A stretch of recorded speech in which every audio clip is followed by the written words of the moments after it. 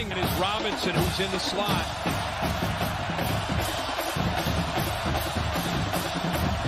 Look in that direction on a slant. Huge hit. Ball picked off.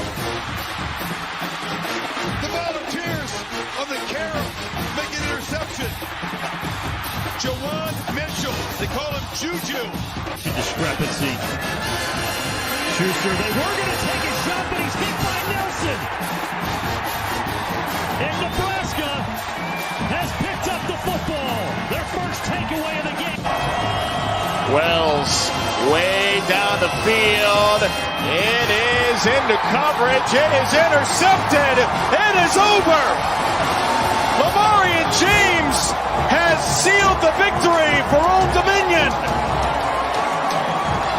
And fittingly, it comes on a takeaway.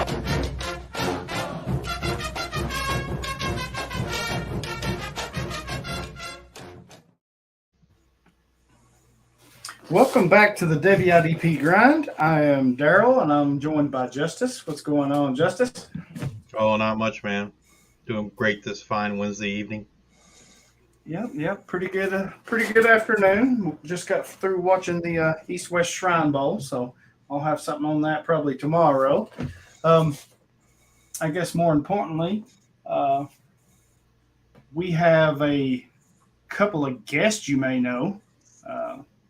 Before we introduce them, we may have to do this. The champ is here. The champ is here. The champ is here. The champ is here. The champ is here. The champ is here. The champ is here. The champ is here. Love it. Who's that? Thank you. Yeah, so we have Colin and Dwight from Campus to Canton. You may know them. They're here to brag, I'm sure, and rub it in our noses a little bit. How's it Dwight going, might guys? not, but I will. I will, and I will live. I will vicariously brag through him.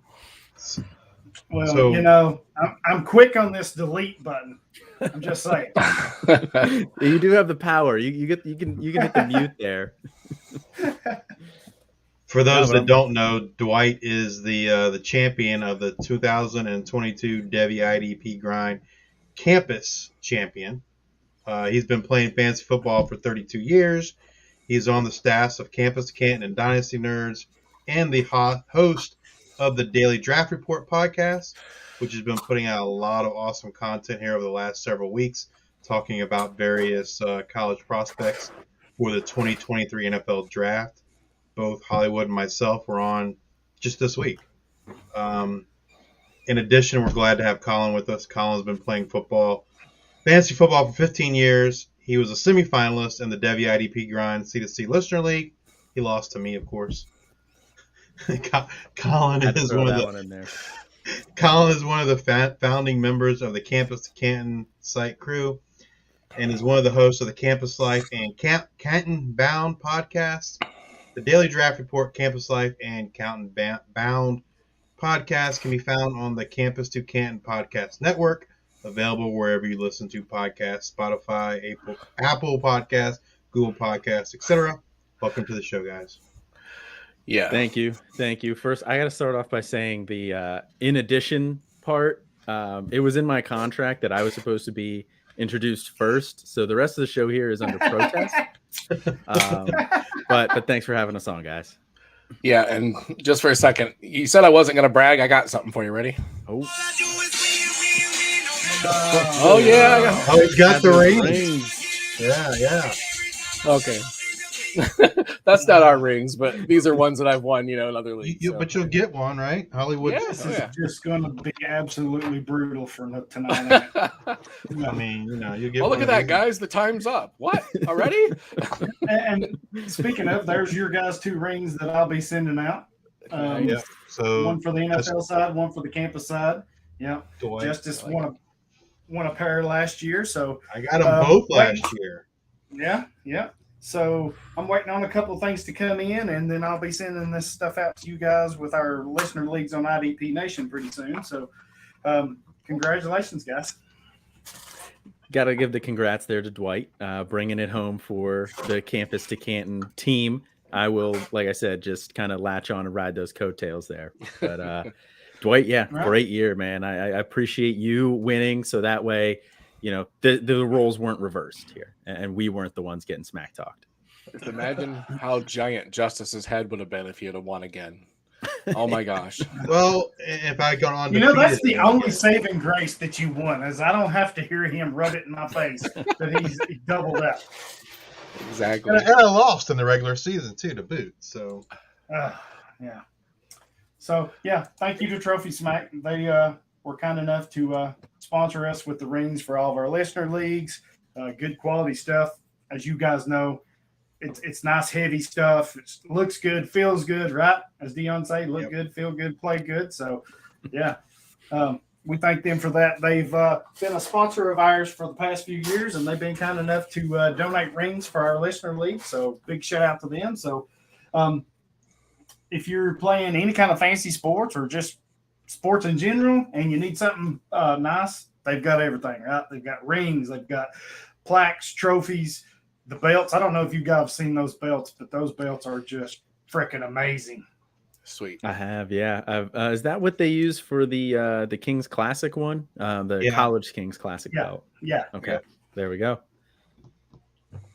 for those of you not familiar with the Devy IDP Grind Listener League, so obviously me, Brock, and Hollywood are in the league for Devy IDP Grind, and then there's, I believe, 3 of you guys from Campus to Canton. Dwight, Colin, obviously, and then Austin. Austin's and not important. And this year in the semifinals, we've got 3 Campus to get Canton guys in our league. Yeah, that's just too damn many.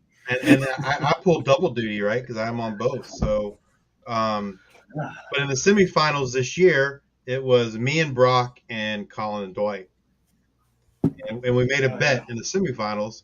Whichever side won, Devy IDP Grind or Campus to Canton, the loser had to host the winner on a podcast, and so we ended up splitting in the semis. I beat Colin and Dwight beat Brock, but then Dwight beat me for all the marbles in the championship, and here we are. Dwight, I appreciate you bringing it home for us. Thanks, man. It was so crazy. Justice losing is what caused all this. So we need a new co-host here. Well, you can't have it both ways. You can't get mad if I win and then get mad because I lost. Oh, but I can. Have you met me? Technically, you can, yeah. And I think, correct me if I'm wrong, Dwight, but I think you had an IDP guy have didn't he have like a 50-yard touchdown return? And that basically is what was the difference? I don't know. I blacked out that weekend. So you had an IDP guy that had a crazy game, and that kind of sealed the deal for you. I don't know. I don't remember, honestly. That's terrible, but I don't remember. So it's poetic though that the IDP is what sank you. Yeah. Yes.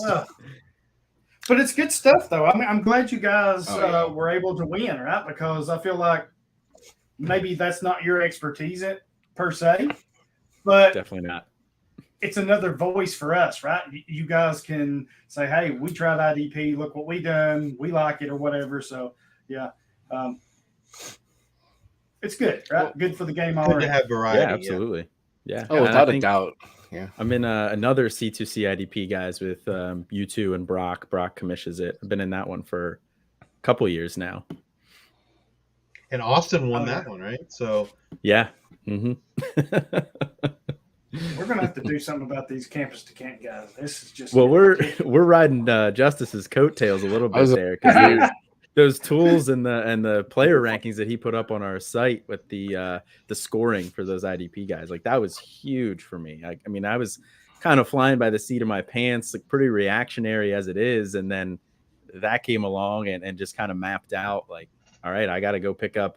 Let me go down through the list here, see who's available, and pick up the highest scores. And I know Austin used it a lot too, so it helped them in that league to win. So yeah, Justice does a lot of good stuff with that stuff. If you haven't checked it out, go follow his stuff. He does great work on all that stuff. Yeah, enough about these campus to Canton guys. That made my belly turn there for a minute. I was like, what the heck? But no, again, glad you guys won. Got to enjoy it. I hope you spread the word, but that'll be the last time you win in our league. Jackson Mitchell has other stuff to say. Anyway. Right. So let's get to some news and notes, Justice, and I'll let you lead here. All right. So the Pac-12 is supposedly in talks with SMU and San Diego State to join the conference.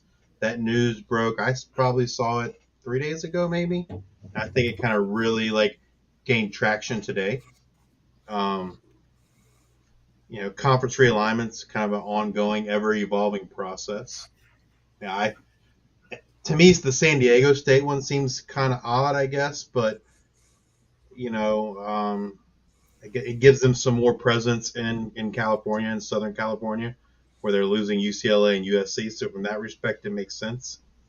I don't know that SMU gives them a little touch in Texas too. Texas, sure, that definitely makes sense. That's a big high school state right there. So the San Diego State thing, from a football competitiveness standpoint, seems kind of odd to me. But it's right. not all about football. Yeah, I think the SMU thing, it made a lot of sense to me. You get the Dallas, Texas market, like you guys were saying there, and then we had somebody in our Slack channel talking about how small SMU is, and I did not realize that they were under 10,000 undergrad. I think it was like 7,000 ish or 6,000. Yeah, I did not realize that it was that small. Know that either. Wow. Yeah, I thought it was more like 15. Maybe clips are like 17, something like that. But I didn't realize it was that small. Wow. Yeah, I didn't either. I saw that post too. I was not aware. And San Diego State, I think they said was like 30,000. So that's something like that. Kind of right on par with a lot of the other Pac-5 or Pac-12 schools. Right. Yeah, Pac-12 coming up on a new contract needed to do something. And I think getting Houston and San Diego, or getting the area of Houston, and then San Diego State just makes tons of sense from a contract standpoint. I don't know how it improves the conference football much. SMU's been pretty competitive, but San Diego State, I mean, it's just, it's a big jump for them. It is, yeah. So it definitely makes sense from financial. Both have been pretty decent in basketball, so yeah. Right. Yeah, and the Pac-12, I know they call themselves the Conference of Champions. So I know they focus on other sports as well. So the basketball could have definitely been a draw as well. All right. Next, 5-star athlete in the class of 2023, Nicholas Harbor, has committed to the South Carolina Gamecocks. Harbor is 6'5", 225 pounds. He's the number 1 ranked athlete and number 15 overall in the class. And the surprising thing to me is he supposedly wants to play wide receiver for the Gamecocks, which I think we've talked about this, Justice. We've talked about him, me and you and Chop. So I'm really curious to hear what Dwight and Collins got to say. And I guess to lead into them, I think he's a defensive player. I think that's where he wants to get to the NFL, yeah. Right. But his desire to play offense, I don't know how many teams that had given him offers were willing to truly give him that option on offense. And I kind of think that's where South Carolina come in, right? Right. Well, and I think it has a lot to do with him wanting to run track. That too, yeah. Their track coach is renowned. Right. My thought is, if he's going to play wide receiver, we can't talk about him on this podcast. So next subject. Oh, wait. Is that allowed? I don't know. Wide receiver, if you watch him play football, does not make any sense at all. He is not that type of athlete that you need to be to play wide receiver these days. He's got a lot of work to do. He's got the speed, he's got athleticism, but he has a ton of work to do to be a wide receiver. That's why tight end made a little more sense. Yeah. But he still had work to do there, too. Still had a lot of work to do to play tight end. So he had work to do to play defensive end and edge, too. Right. But I think that seemed to be a more natural position for his abilities. Yeah. The downside is he's going to have to gain weight. Right. Yeah, I mean, you can say that about the wide receiver position. At least he won't have to gain weight, which I think was a big concern of his, because he does have like Olympic aspirations. Like he Right. is fast enough that he wants to compete in whatever the next Olympics are. I think It's 20, 200, I think. yeah. 2024. Yeah, he wants to compete in the 2024 Olympics. So keeping the weight off is probably a draw for him. But if you're looking at NFL future, like you guys are saying, like I don't think it's at the wide receiver position unless we see some significant development. Yeah, I know folks have asked like in our Discord about where they should draft him. Even in a league that has IDP. And like it for me it had to be super late because Right. It's very risky. It's super risky because if he stays offense only, like number one, I don't see great college production coming, and I see no NFL future on the offensive side of the ball. So, in my opinion, it could be very well could be a wasted pick. So it's got to be. So I'll probably never own him because it has to be so late. Like someone's gonna take a chance, early. Yeah, and somebody's going to take the 15th overall player in the class way earlier than any of us are looking at taking him here. I mean, he's highly rated recruit, freak athlete, so somebody's going to take that chance way before I will. So I'll be with you. So that kind of leads me into what I wanted to ask here. So clearly, me and Justice are defensive guys. Dwight, you and Colin are offensive guys, and we've kind of touched on this. What are you doing with him as far as campus to Canton? I mean, me and Justice, we kind of think he's more defensive, and Colin, you kind of mentioned that too. But is there a scenario where you would entertain picking him up for offense? And if so, kind of where are you projecting him to be targeted, in drafts or whatever? Because I think he's like a legit wild card, right? Because it's almost like he's the player nobody knows what to do with. Is he defense? Is he offense? Is he neither? Yeah, I mean, I think that's a great question. Personally, like I said, I'm kind of more along the lines with you guys. I don't really see much of an offensive future for him at the NFL level. And South Carolina is not this, prolific offense either where, okay, well, he'll put up a ton of points on the college side for you in a campus to Canton league. They had some success with a smaller tight end like a Jaheim Bell, who's maybe more of like a move position, and maybe that's kind of what they envision him doing.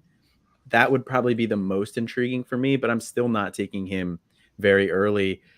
I'll take a shot on the athletic upside at some point, but if we're talking like in the supplemental, I mean, I'm probably looking in like the middle round, maybe like at round 10 in the supplemental draft, and at that point, it's just kind of all dart throws. Yeah. Why not? I mean, there is a situation where with some development, he could turn into DK Metcalf. I mean, the upside's there, the athleticism's there. There's tools, but he's got to put in a lot of work, and maybe he's willing to do it. So his college tape, his high school tape is crazy fun to watch. I mean, it's just like a man amongst boys. It's crazy. I think if he gets classified as a tight end for like band tracks, right, then that's going to increase his value. Right. Interesting. You talked about his high school competition because when me, Hollywood, and Brock talked about watching him on film, like I got the impression, that he wasn't really facing high level competition. Right.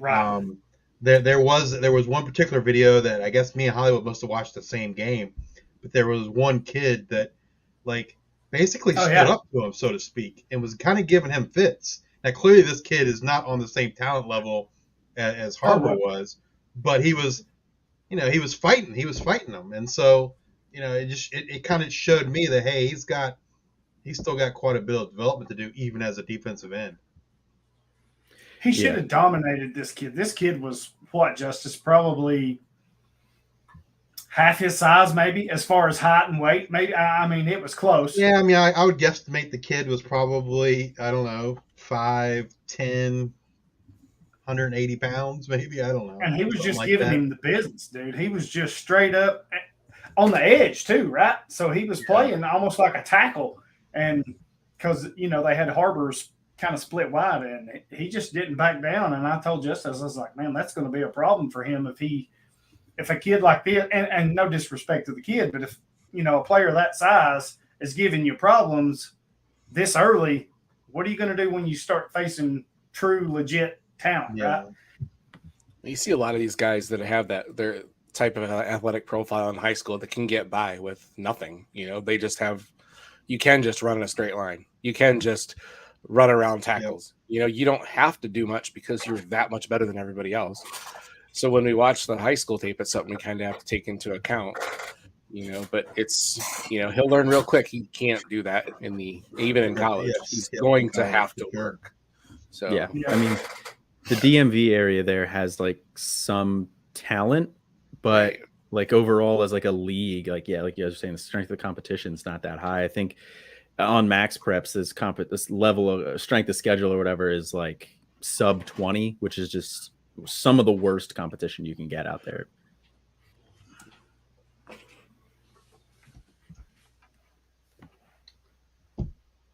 You want to take over the NFL Combine stuff, Hollywood? Sure. I forgot what I was doing here. My bad. This list of names is fun to read. I like making Hollywood read hard names. That's why you're Colin, take it away. That's our joke on our. So the Combine, the invites went out. A huge list of who's who, right? All the big names: Will Anderson, Nick Hampton, Drew Sanders, Andre Carter, Dwight. We talked about him.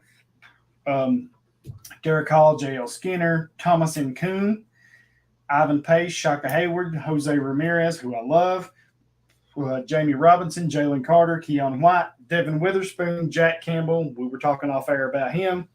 Felix Anaduke Izama, O'Shawn Mathis, Isaiah Foskey, Ronnie Hickman, Noah Sewell, Joey Porter Jr., Kalijah Cansey, Vila Mafeoko, Caillou Blue, Kelly, Jeremy Banks, DeMarvian Overshone, Tyree Wilson, Dorian Williams, Tuli Tupiloto, Clark Phillips, Anthony Orgy, and Dayan Henley. Any of those guys you guys specifically would like to talk about? Or, I mean, I like, I know Dwight and Hollywood recently did a podcast on Andre Carter.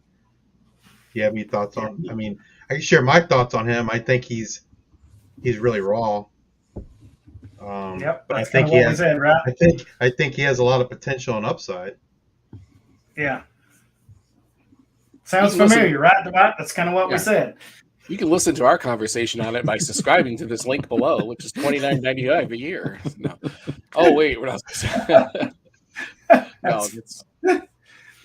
No, there's a lot of guys on there that I'm curious to see what they do. Like I really like Skinner quite a bit.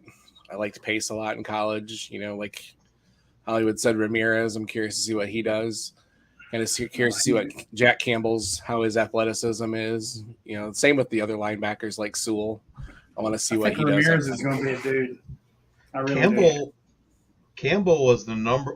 I believe he was the number one player on Bruce Feldman's freak list in 2021. Maybe he wasn't number one. For some reason, I think he was, but he was definitely on the list for sure. Yeah. So he definitely has some athleticism. Yeah, and we were talking a little bit, pre-show here. Like, I think this is a good linebacker class overall. I mean, Campbell, Trenton Simpson, Sewell, Drew Sanders, even like Henry To'oTo'o. Like, I think this is a really pretty good linebacker class here. And you don't really hear a lot of the buzz about these guys like going first rounds and mocks. I mean, I'm curious to hear you guys' thoughts on how you think this linebacker class will kind of translate to the IDP side on the NFL side. Like, for me, I would say my top two strictly from a fantasy perspective are Sanders and Jack Campbell. I think Simpson will translate well for the NFL game. I just don't know from a fantasy production standpoint, is he gonna do all that great? Yeah, I think that's fair. Who was the other Clemson linebacker a couple years ago? That was Isaiah Simmons. Yeah, Simmons. That's it. Maybe he has a similar impact there. Yeah, where he's just almost too versatile.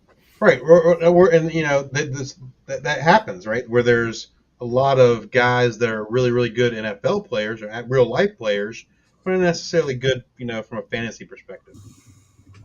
I mean, Miles Murphy is one that I think of in that way when I think of this incoming defensive end or edge class. Like, I think he's a fine, great NFL. He'll be a great NFL player. I just don't know from the production. I don't believe will be there from a fantasy standpoint to make him more than like a spot starter. Right. Man, he is getting some super high praise, and rightfully so, right? I mean, he's that good.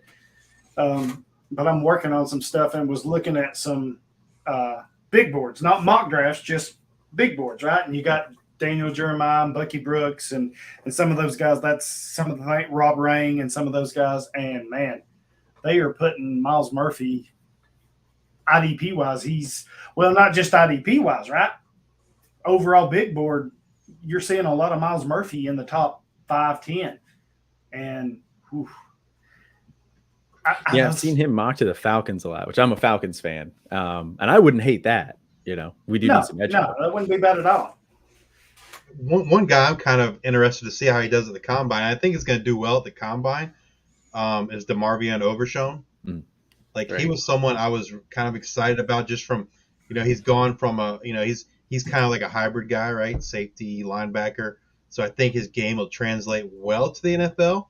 But when I was talking with Barnabas this week about what he saw at the Senior Bowl, and he basically said that Overshown's lazy and doesn't it doesn't seem to work hard. Like I think his statement was something like he had the most talent on the whole team, but he didn't. The effort wasn't there. Yeah, it didn't show.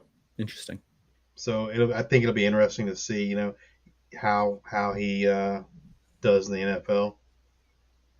Deion Henley, I think, is another one too. Like, he looked good last week. I'm kind of excited about, right? Yeah. He's another one of those, Covers a lot of hybrid ground. guys. Mm-hmm. Going back to Overshown for a minute, him being such a hybrid player, right? Because we've talked about this, Justice, started out at safety, kind of moved into that in-between role, safety, linebacker, and then kind of this past season kind of made the full push into linebacker. But even then, he kind of took a back seat to Jalen Ford, I think, this year, as far as linebacker. Right, Jalen Ford, IDP purposes, next year, you guys need him on your roster, right? We've talked about this before, Justice. He's the dude down there in Texas. But Overshown, I kind of wonder where he's going to fit NFL-wise, right? Again, he's probably going to be like Isaiah Simmons, And if that's the case, I think I'm passing. From a fantasy perspective, sure. Yeah, for a fantasy, yeah. I think I'm passing because Simmons hasn't panned out to be fantasy-wise what we thought he would be, right? So, I don't know. Those kind of tweener prospects kind of scare me a little bit because you just don't know how they're going to fit or whatever. Right. Anthony Orgy's another one too, right? From Vanderbilt. Yeah. Didn't he start off as safety? Yes. And I mean, I'm kind of surprised he got invited, but it's encouraging for him, right? He kind of, I don't know. He always kind of struck me as the guy that had a lot of production. That's because he was on a bad team, right? He never really struck me as a guy with a high NFL, potential or anything. So, but at least he got invited to the combine, so that's encouraging, right? Yeah. Any other guys you want to talk about, Hollywood? They actually got invited. Jose Ramirez, that dude's going to be. I'm telling you, don't do it. Don't say, hey, Eastern Michigan, nah. Max Crosby, that's all you need to know. Same fit, same mold, same. This dude showed at Senior Bowl, right? I mean, he was balling out there. So, yeah, he's somebody I've already got targeted on my list. Whatever it takes, I'm kind of going after him, right? Let me just jot that one down here. Yeah, you didn't hear nothing, Colin. Shut up. He's probably already owned in our league, so unless you trade for him, you're not going to anyway. Right, but I mean, if you're looking in non-campus to Canton, right? If you're looking NFL only, that's a rookie you're kind of targeting, right? So, Yeah, really got him high on my list. I tell you, someone who I was impressed with, and it has nothing to do with from a fantasy perspective, because he's a cornerback. So cornerbacks are whatever for me. They're whatever for fantasy. But I watched a bit of Devin Witherspoon, and I was impressed with his senior year. Yeah, he's been climbing up some draft boards, Yeah. the big boards. And like he had a phenomenal year, statistical wise, metrics wise, all of the above. I think the only concern I could see is, was that just a 1 year thing, right? Because he didn't do that in the previous years. But he's before I had watched tape on him, people like all the comments I had heard was, oh, he's a lockdown corner. So I didn't expect him to be as physical as he is, and he's pretty physical for someone that's also got lockdown corner skills. So I was fairly impressed with him. So I agree with you on Witherspoon, and let me just say this: most people think like you do, right, Justice? Their corners are a dime a dozen. They stream them, Yeah. And I'm with you to a point. I think I get into there's certain corners out that I'll look at and I'm like, that's my dude. I'll take him no matter what, whatever. I think with the success that we saw last year with Ahmad Gardner, Tariq Woolen, corners are going to get so over freaking drafted this year that the value is just not going to be there.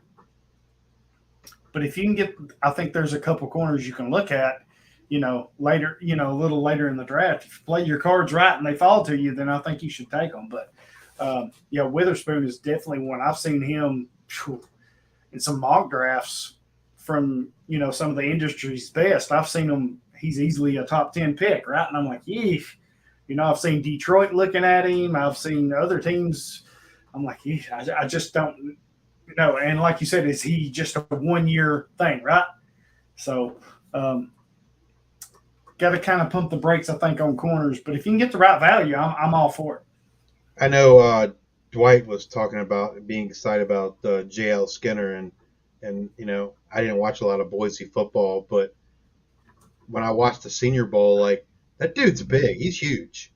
Like, first of all, I love me some J.L. Skinner. That really stood out to me how much taller he is than he was like everybody on the team. I just never realized that.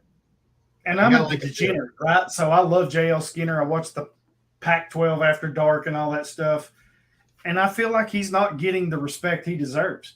Yeah, he's a big safety, right?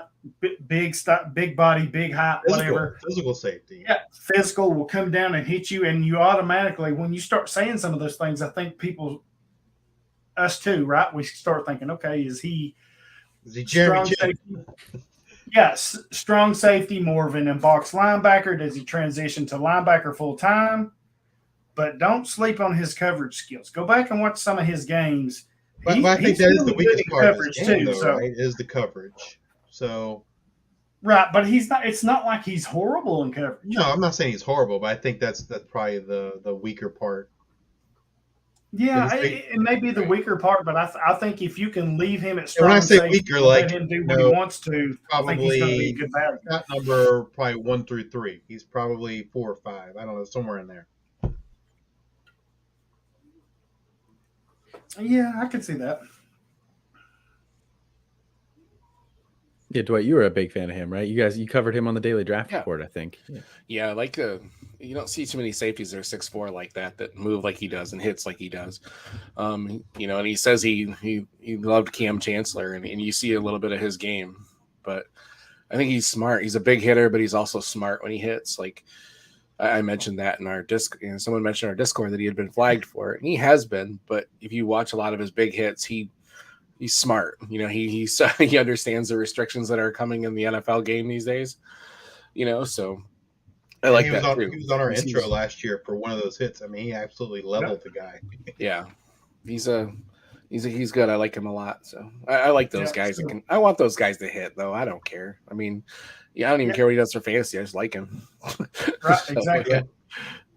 and since all four of us are kind of industry guys here, this is the kind of stuff we get from our listeners, our followers. Just looked it up and saw he had him. Yeah.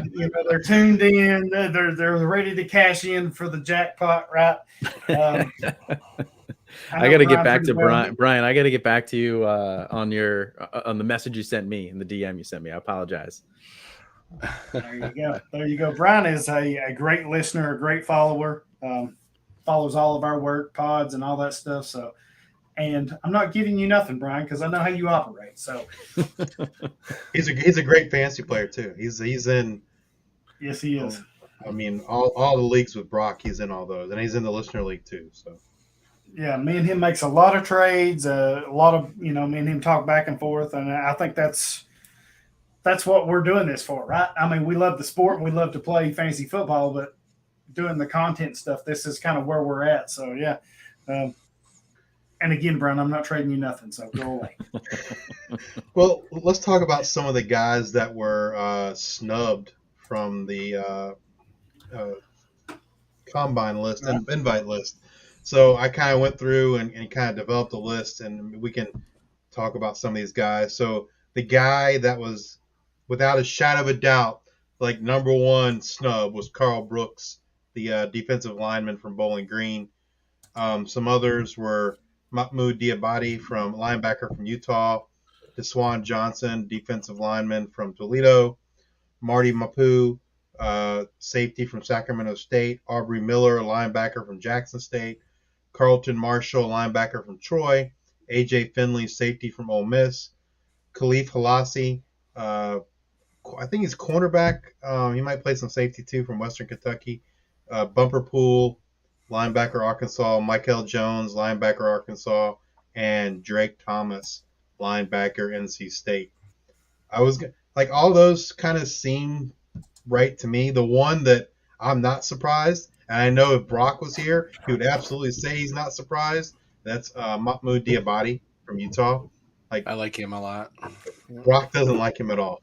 So I'm still surprised that I'm so surprised he didn't make the combine list, coming from Florida and then Utah. He's an athletic guy too.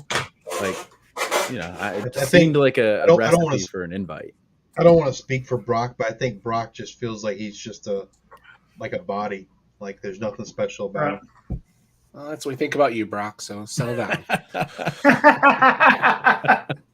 I would say like. The poor guy's not even here to defend himself. That's the best part. Maybe can talk about these guys because Hollywood's been watching all these, the Senior Bowl and Shrine Bowl. What are your thoughts on Mapu and Aubrey Miller, Hollywood? Because Mapu was in the Senior Bowl, right? He was and had a pretty good game, right? So he's actually somebody I'm gonna have to go back and look at a little bit. Looking at this list, as you read them off, two names that made my ears perk right away was Carl Brooks and Thomas and Kuhn, right? They're MAC guys. Carl Brooks is a beast. Well, and Kuhn got invited, so maybe you're thinking Deshaun Johnson. Deshaun Johnson's a MAC guy that didn't. Oh. Well, I'm surprised that Brooks didn't get invited. Like I said, he was a beast, right? So, yeah, I see your thing here.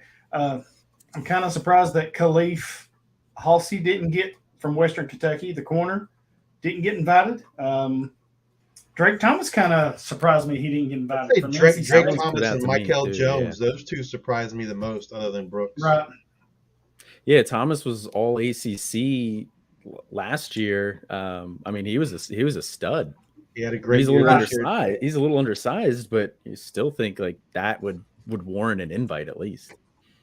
I've heard people talk about Carlton Marshall, and that one doesn't surprise me as much. Like, no, he didn't look very good last week.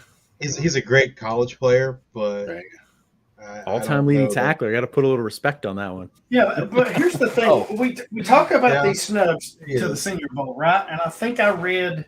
I need to go back and double check this, but I think I read somewhere a little while ago that the Senior Bowl sent out over 300 plus invites, right? Talk about the combine list. Yes. The combine. Yeah.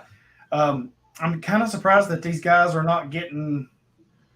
Well, and then I Look, thought I right? saw someone tweet that there were like 32 non-combine players that got drafted, but then there were like 90 combine players that Saw didn't that. get drafted. So And to kind of piggyback off that, DeMar Smith, the NFLPA president, right? I saw that go across the screen earlier. He's pushing to end the combine.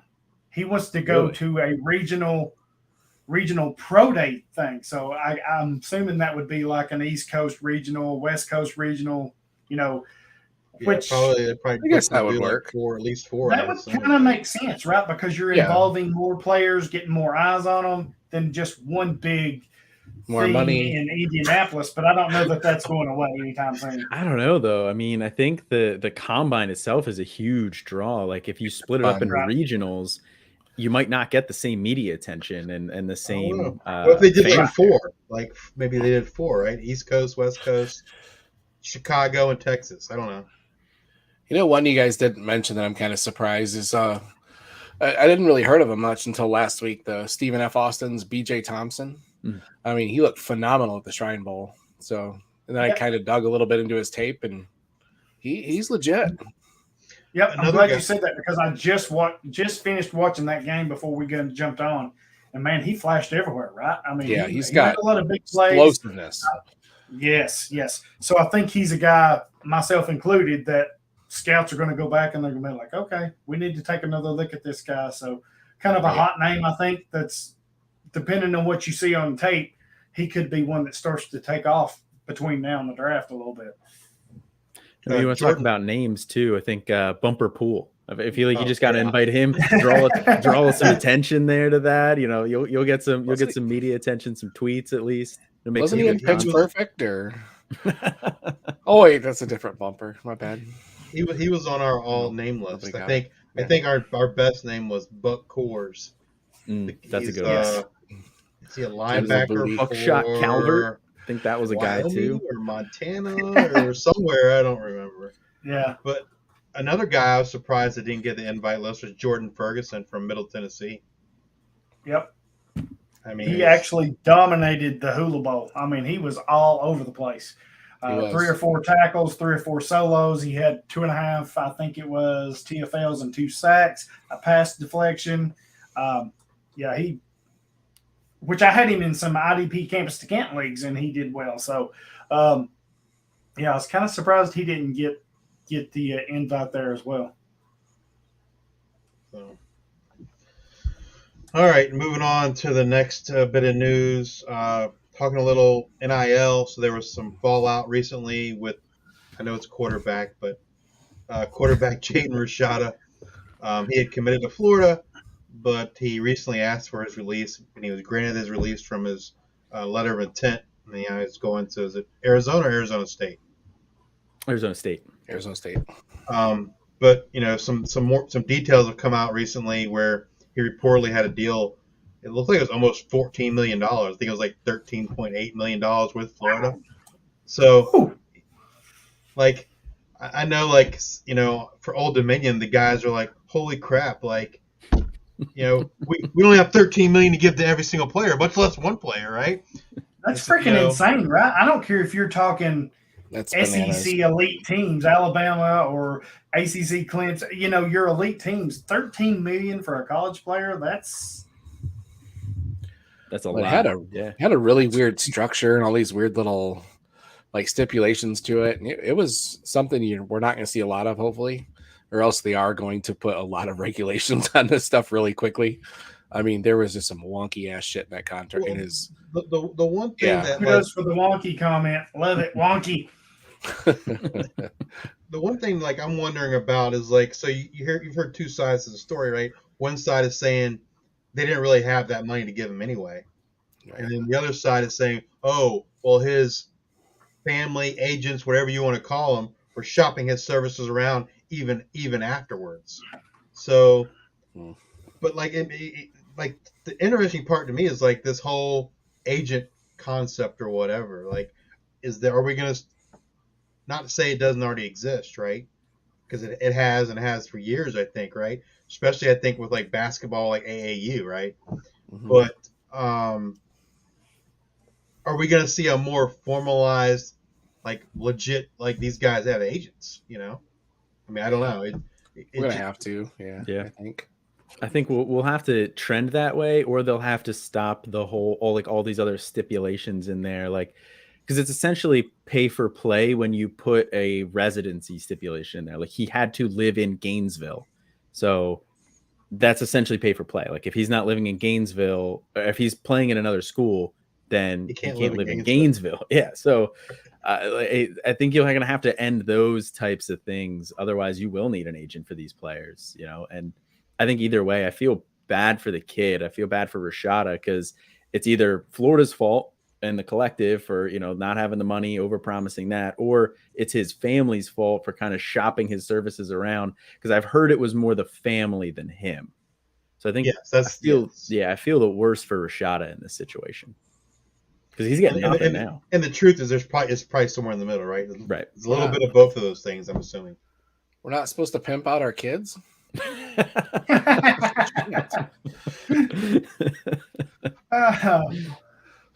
don't have kids yet. You'll understand one day.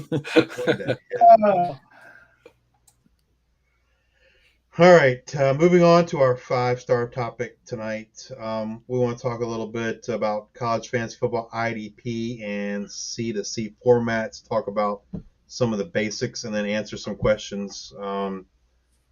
The questions we have are really more specific to IDP. Colin, do you want to talk a little bit about C2C and the format? Yeah, so for anybody who's listening is not familiar with the campus to Canton format, it's essentially 2 leagues combined into one. You have your campus side, your college side, and that's just college fantasy football. It's dynasty college fantasy football, so you're rolling over the same players each year. You're competing for a championship on that side.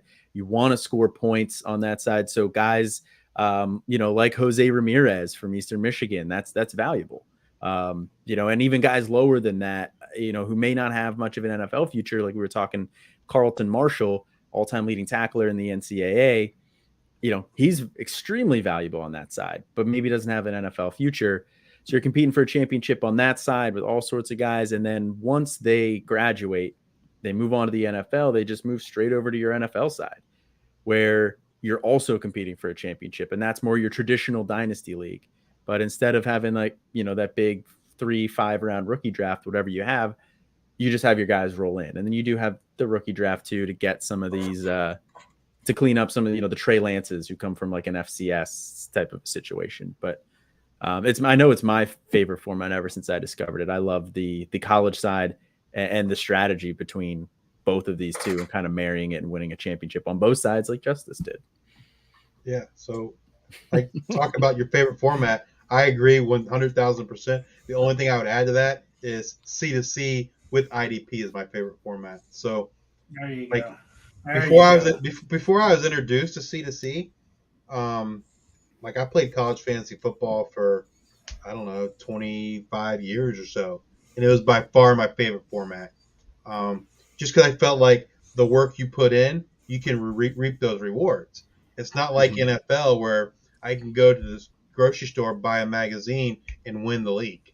You gotta, it's harder to find the information.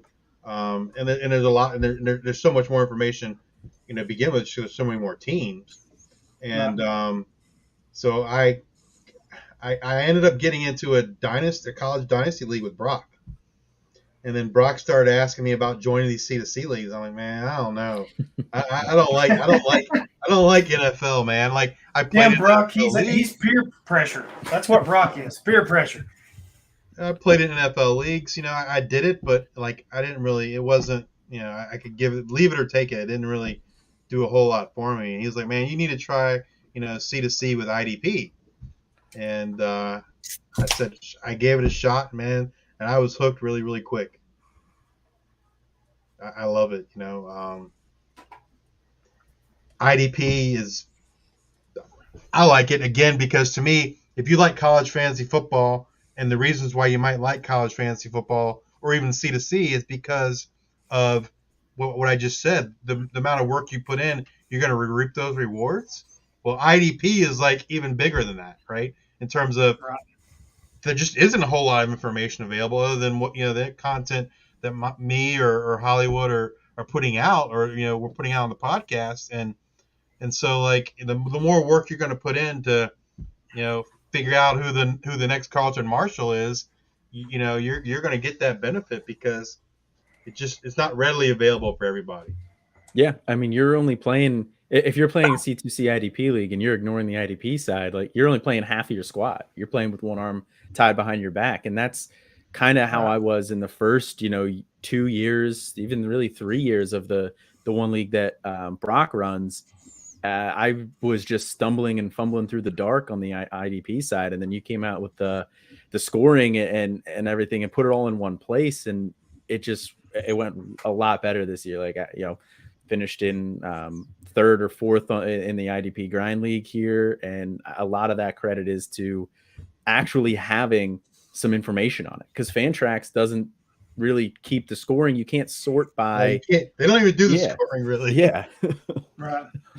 It's dumb. It doesn't make sense because if you look at the player, you can see he's got 17 tackles. So like, why can't you just add those up? Damn it. Well, but the problem is like it's not reliable, right?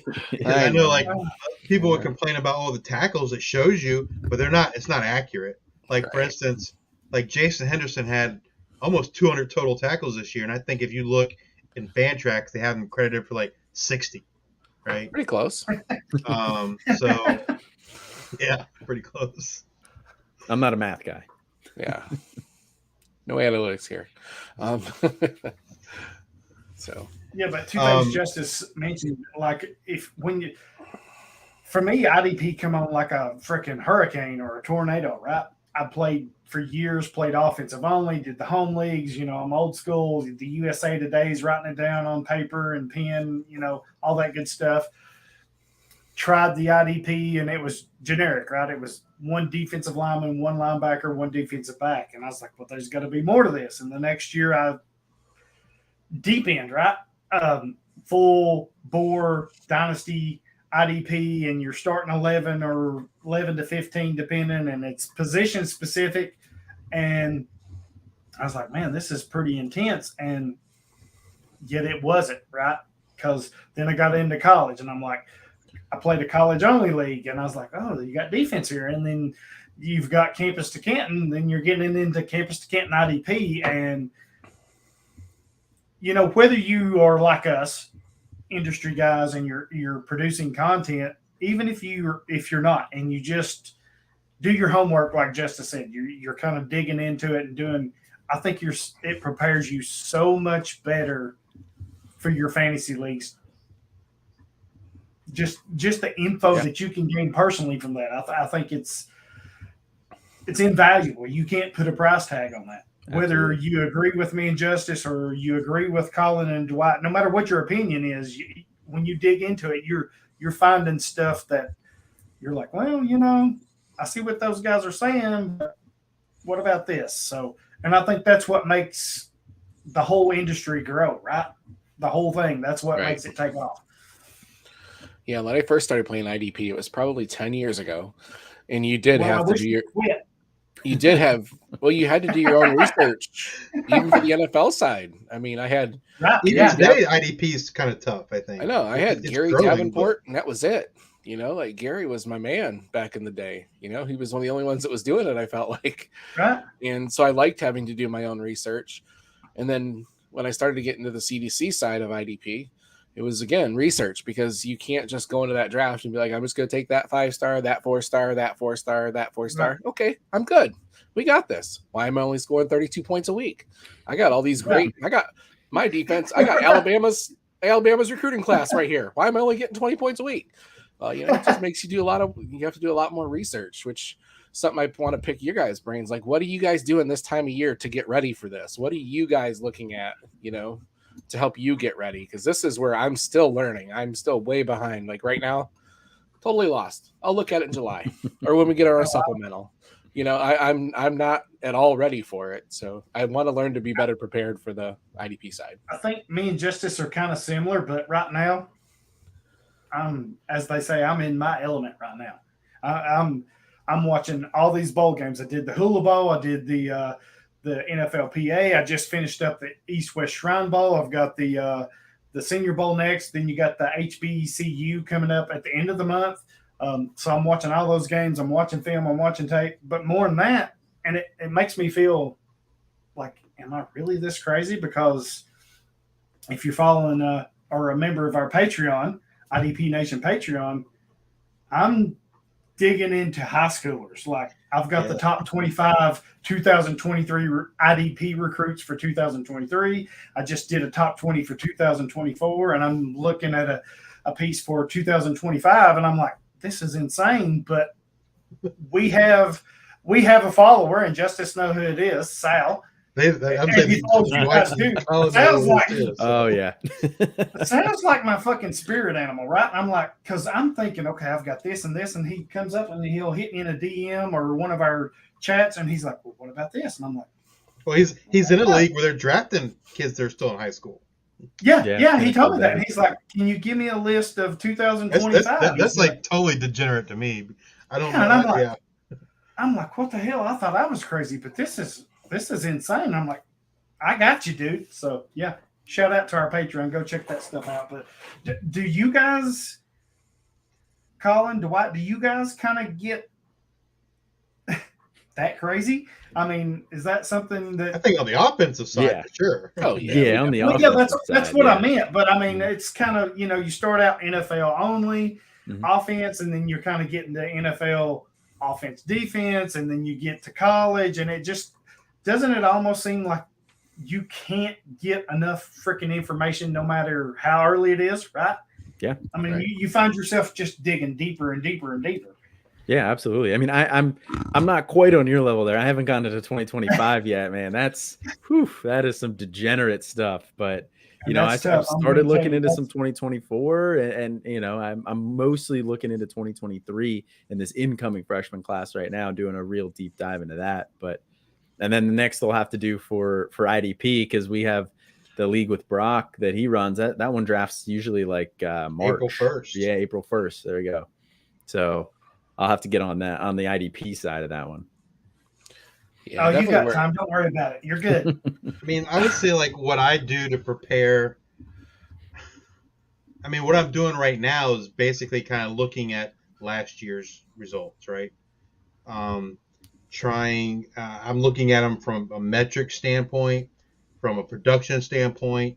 I have not gotten to the point yet where I'm saying, okay, well, this guy left.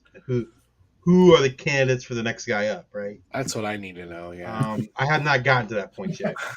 But I mean, that's kind of like the progression of things, right? Looking at what happened last year, however you want to do that, whether that's, analytics and metrics, or, just straightly production or video, whatever you want to do. And then identifying, okay, well, like you said, Carlton Marshall is gone now. So who's the next Carlton Marshall? And trying to find that out and accurately predict that is difficult, right? Because generally speaking, there's no depth charts for spring, games. Like you might get lucky and then maybe they'll produce something.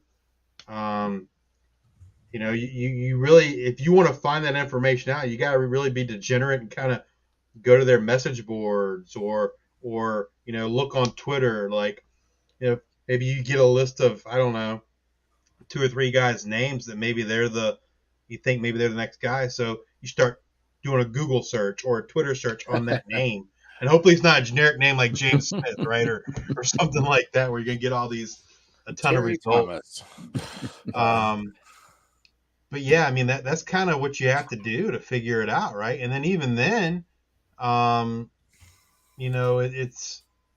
it's still a crapshoot. I mean, I would say something that really helped me last year and hopefully helped our listeners was we started a conference preview series on the podcast last year, and where we kind of highlighted players. Oh, those are awesome. For each conference, and I took so many notes during those. And that helped. That helped. just doing the research for that, like I was the one that put those sheets together, and just doing that research helped me a ton, right? You just And forward so me the sheets. So I have to well, listen to you guys. we did share those sheets. Actually, we did. We shared them. Like we would, like a couple of days after the podcast released, I would share the sheet for that particular conference. And like we talked about guys. We talked about Jason Henderson, right? Leading tackler college this year. Now I had a little more information because he's from Old Dominion, so I knew who he was. But Jason Henderson's one that we talked about. Not I want to say Rodriguez, but it's not. Mason Cobb from Oklahoma State, who recently transferred to USC, was one that we talked about. I'm just trying to think of guys off the top of my head who were like kind of nobodies that we talked about in our previews that kind of went gangbusters. Those two immediately come to mind. I don't know. Can you think of any? I'd have to go back through and look at that sheet. We probably need to do that maybe for a podcast. Kind of go through that sheet and see how many like super big hits we had. But and that sheet was so deep. I mean, you put that together, right? And you sent it to me and Brock, and even as deep as he went, there was some. There were still guys like we didn't miss, right? We still added a few players. I mean, look like a Sean Dolak from Buffalo, right? Like, right. He kind of came out of nowhere. Kyle Suele from Arizona State, who was a super senior, hadn't really done anything his entire career, but had a great senior year and is actually getting a little bit of NFL draft buzz. And I don't know that he got a combine invite. I don't know, but I know he played pretty well. He played pretty well in one of those All-Star games too. So, but those are two guys we didn't even put on the list because we didn't even know who those guys were, right? Right. And let's face it, it's one thing to do NFL, right? You got 32 teams and X amount of players, and then you get to college, you've got Division I, you got 130 teams, but if you're really crazy, you start getting into Division II now it's and Division III. 33, is that right? Yes. Because we get Sam Houston State and Jacksonville State both move up the same year. So you got those, and then if you're maybe not fantasy wise, but you're looking at Division II and Division III, you're looking at those small school prospects. And then if you're really freaking crazy like me, you're into high school, and there's just no way that you can watch every single player from every single team. You can't do it. So, I do, like a lot of people ask me, I do the IDP. I think I've got Justice 100. Last year I had 130, 40-ish IDP college players. Yeah. Something like that. And people would ask me all the time, what about this player? What about this player? It's not that I don't like them. I just didn't have the time to get to them, or I didn't know who they were. I think when you're getting that deep into stuff, it's so hard to hit on everything because there's just no way. Yeah, you can't. You can't do it. Hollywood watches. I know Hollywood watches a lot more film than I do. I am much more metrics, analytics, statistics kind of person, just because I feel like I can cover so much more ground in a faster pace, right? Because but I love that though. I love that you don't really watch the film. I seriously, I think it's like a yin and yang thing here, right? Yeah. Because I'm listening to what you're saying with your analytics and all these numbers and whatever, and when you talk about a player, I'm like, okay, I've watched Jose Ramirez at Eastern Michigan. I know what I've seen on film, and now you're giving me these numbers.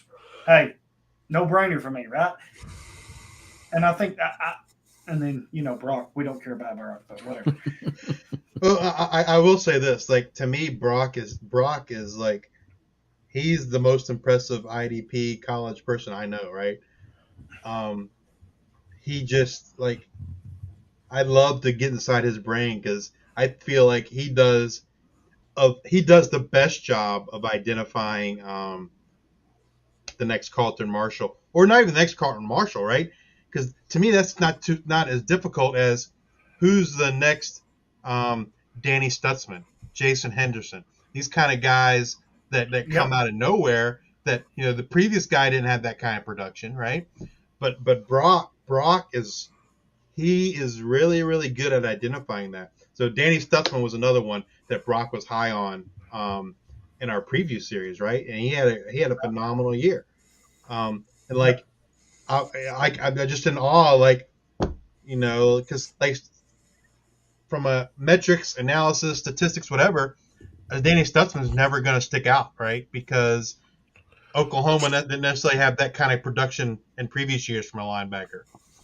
So, I don't know what Brock's secret is. I'm thankful that we get to do a podcast with him and that we get to shoot the shit with him from every now and then. And he shares that information with us. Like he'll say the guy's name or whatever. And so like when Brock's talking, I'm always trying to listen. So yeah. So here's the thing with Brock with me, right? And I agree with what you said. He comes out with these names or whatever, but we've got DMs and personal chats and all this, and sometimes he'll just come out of nowhere and say, "What do you think about this trade or this offer?" And I'm looking at it and I'm like, "Okay, player A, I know, player B, you're giving this, you're giving that," and then there'll be these times he's just got a player that I'm like, "What?" And then I go back and look, because I'll tell him, I'll be like, "Okay, give me a minute. I'll let you know." And I'll kind of go back and look, and I'm like, where the hell did he come up with this at? And it's amazing me. And again, love Brock. I know I give him a hard time, but dude deserves some serious. He is a great mind, for sure. Yeah, for his commish skills too, though. He does so many things. He's by far the best commissioner ever. Elite. I would put him commish wise against anybody, and I don't think you could beat him. He does a great job with that.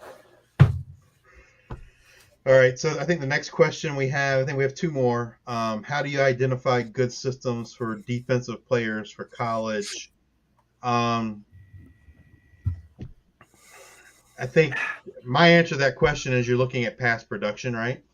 I mean, if I'm strictly thinking of a guy for CFF purposes, right? I'm looking at past production at that position for that school.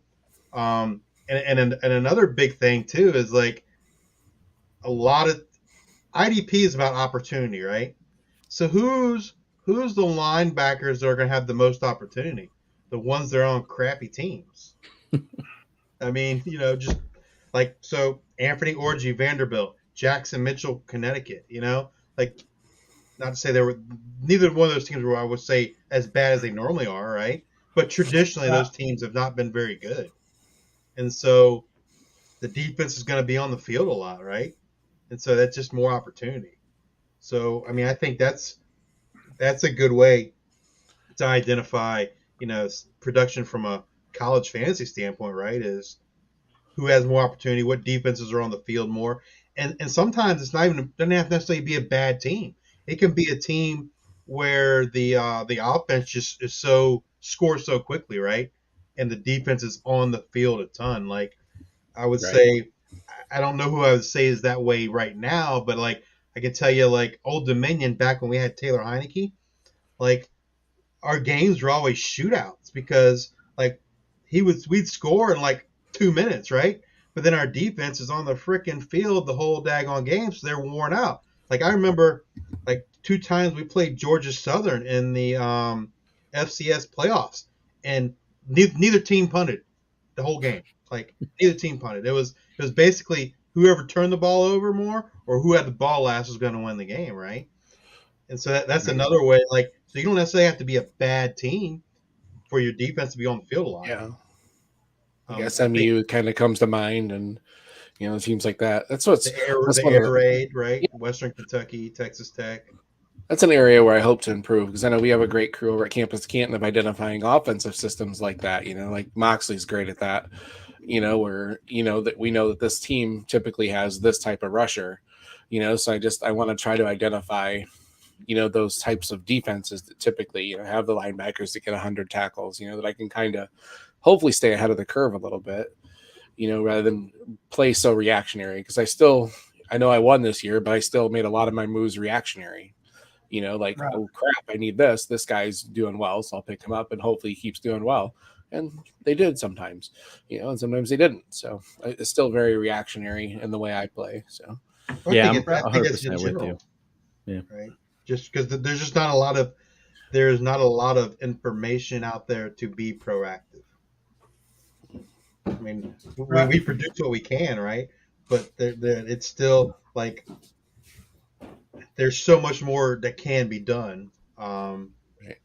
And maybe we'll get there in the future. Like we were talking earlier, like in a IDP on the NFL side, like in the last few years, I think has grown a lot compared to where it was 5 years ago.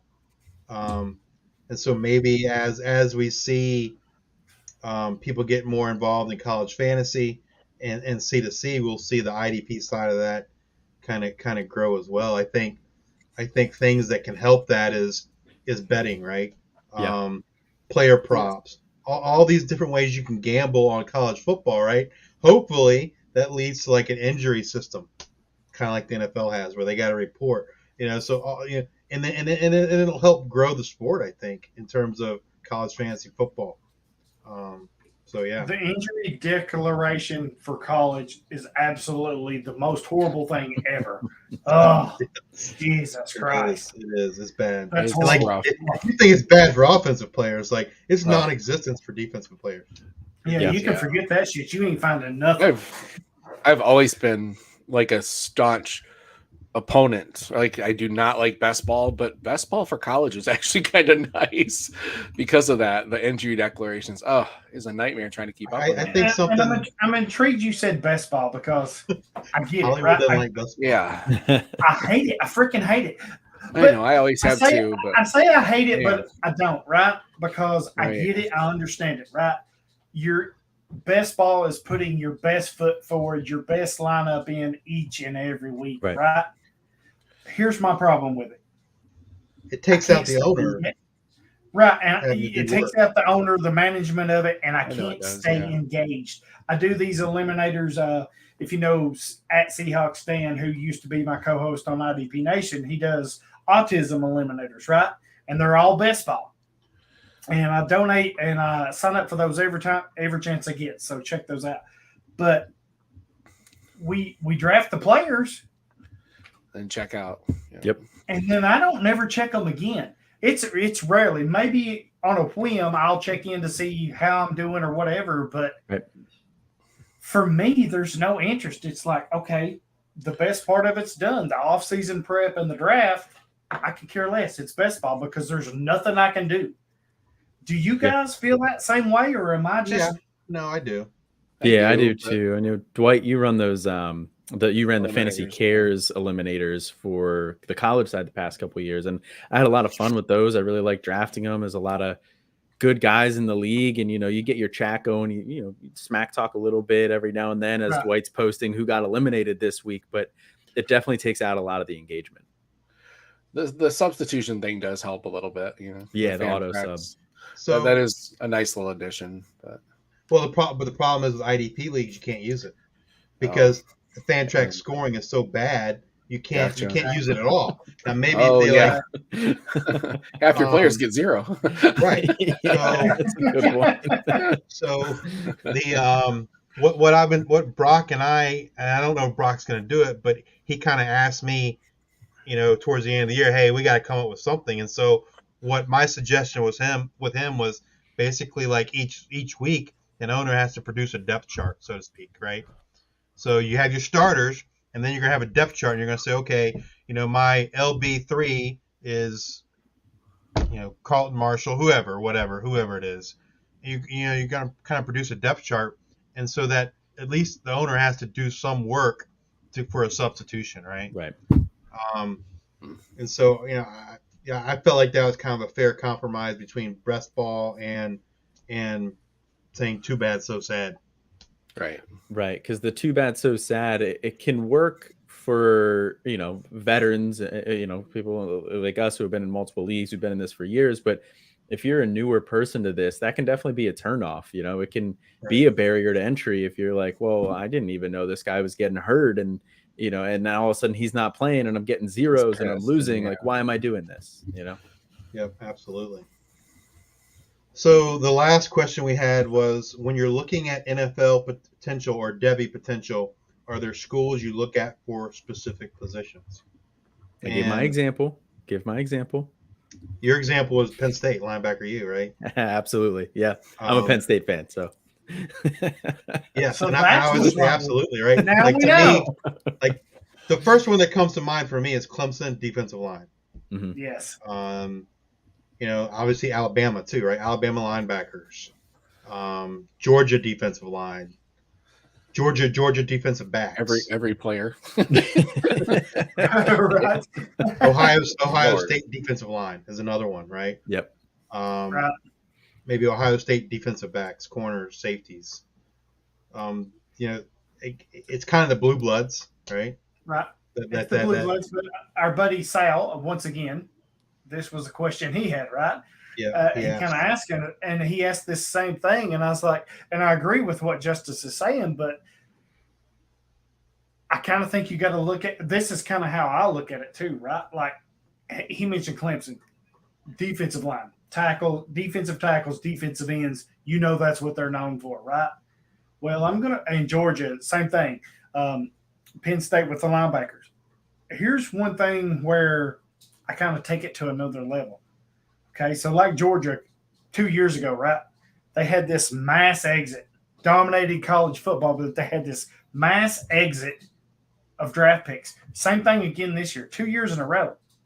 So for me, when I'm looking at these high schoolers I was talking about earlier, these incoming freshmen, I'm kind of looking, okay, we had this max exit of talent on the defensive line for Georgia. Who have they got coming up in 2023 and 2024? Now, maybe I have to wait just a little bit, but with that mass exit of talent, I think those guys have a little quicker path, right, to college production, college reps. So that's, Peter Woods. He's a big boy that's just he's dominant. If you don't know who that is, go check him out if you're in IDP leagues. But I think he's got a little quicker path to playing time because of the mass exit of talent in front of him. So I think that's, for me, I agree with what Justice said, but I kind of look at it that way too, right? Who's the pipeline or the blue bloods, but which one of those have a little quicker path for incoming talent? That's a good point. I like that. Well, to kind of wrap this segment up, I think we should let people know like what resources are available and where to find them. So I would tell you from an IDP perspective, Hollywood's always producing content, lots of content. Like you said, he produced a 2023 list, 2024 list. He's working on a 2025 list. He has Devy ranks. He's reviewing all the the Senior Bowl, the Shrine Bowl, Hula Bowl, all these things, and producing content. Like lately, it seems like he's doing it like every day, every other day, right? So and his Patreon is a great resource for IDP. Campus to Canton, where me, Dwight, and Colin all are. Great. If you're in a Campus to Canton league and you're not a member of Campus to Canton, like I don't know what you're doing. I really don't. And if you're successful, then you are like, that's awesome, right? Because like there's so many tools and resources available, not only for Campus to Canton leagues, but for college fantasy football leagues. We have IDP stuff available as well on the college side. Yeah, and just a little teaser. You shared with me an idea that you have for the upcoming season. I think that's going to be really cool. That's going to be really helpful. I don't want to give too much away on that because there's still a lot in the works, but yes, I think that's going to be really cool. We actually have, now that you mentioned that, I think you're supposed to be on the IDP side, bro. I would say it's actually probably two things like we have on the works on the IDP side, right? That are are going to be great stuff for people that play in IDP leagues. Yep. Yeah, absolutely. I don't want to put the cart before the horse, but yeah, stay tuned. See, Hollywood, we're actually paying them with money and not like coonskins or whatever you guys pay in Tennessee. So, Hey, you know we. Hey, I will say this: I have not gotten a whatever it single takes. We'll dime get or it done. check from anybody. So if you got a coonskin, I'll You take it. you gotta talk to our money guy. I'll have him hit you up. No, seriously. Like, subscribe to Hollywood's Patreon, join Campus to Canton. Colin, Dwight, you guys want to tell people where they can find you and where they can listen to you Absolutely. at? Tell them what you're working on, what you're doing, man. Promote yourself. This is your show. This is your go here. Have at it, Dwight. I'll let you take the lead here. You're the champ. you can find me on Here we go. FF People's Champ on Twitter. My daily draft pod covering offensive and defensive guys. It's a real quick listen. You can listen to it on the way to the grocery store. 10-15 minutes each day on one prospect. Real quick and easy listen. Bad dad jokes included. You can find that on my Twitter at Daily Draft RPRT, and then editing and writing at the Nerds and Campus to Canton. Yeah, you can find me on Twitter at C2C Decker. Find all of my stuff over at Campus to Canton, rankings. We're coming out with some draft guides for your freshman and supplemental drafts that we got coming up here soon. CFF, I probably won't be quite as involved in that one. But Devy guide we'll have coming out too. I'll be writing for that. I don't write a ton of articles, which is a joke over there at the site, but anything that I do, you can find over there at thecampuscanton.com. And I would say that rookie and supplemental guy is a phenomenal resource, right? Wicked. And even if you're not in a Campus Canton league, like if you're in a college fantasy football dynasty league, if you're not a member, you need to at least buy that guide. Like that is, to me, that's. If you're in a CFF Dynasty League, that, in my opinion, is probably the most important of the guides that we put out. Yeah, I would agree with that. Absolutely. Because Austin and I made a joke about it on Campus Life on Tuesday that we have the best freshman and supplemental guide out there because it's really the only one. Right. Like we're the best college IDP podcast because you are. Yeah, we're the only one that exists. That's kind of how I feel about IDP Devy. I'm the only one, so hey, I'm going with it. Yeah. Absolutely. No, it was great to have you guys on. Thank you so much for joining us. Just next year, when we win next year, just don't take 3 months to get us on, please. No, it'll be 6 months. It doubles every time you win. Yeah, I mean, I don't know about Dwight, but I can't wait to be back on next year after I win this time. Right. Dwight had his. Dwight, you can finish second. We'll take 1 and 2. All right. I really don't know what you guys are saying win for because it's not going to happen. We'll have to get another bet going. Absolutely. Yeah, we can do something like that. Well, thanks for having Preferably, us on, we're guys. going to win. This was a lot of fun. I appreciate you guys. Thanks. Yep. So much fun. Again, I'm so glad you guys, I know we give you a hard time, but I'm so glad you guys won because I really feel like that's another voice in our bucket, right? That can sound off for us. And we do the same for you guys. Glad to have you guys on, promote yourself, give your insights because, hey, the experience level or whatever doesn't matter, right? Whether you're stupid crazy like me or you're a first-time beginner in IDP, the opinions, the questions, all that stuff hits on every level, right? So, glad to have you guys on. Congratulations on winning. Once again, I'm waiting on a couple things to come in. I'll be sending your crap to you that you won. And thanks, man. Anybody got anything else? Nope. Thank you, sir. God. Thank you, guys. I mean, I was really questioning myself. I was like, if I have to hear these guys just keep on bragging, I don't know. So I'm going to recap real here. It was a sunny Saturday afternoon.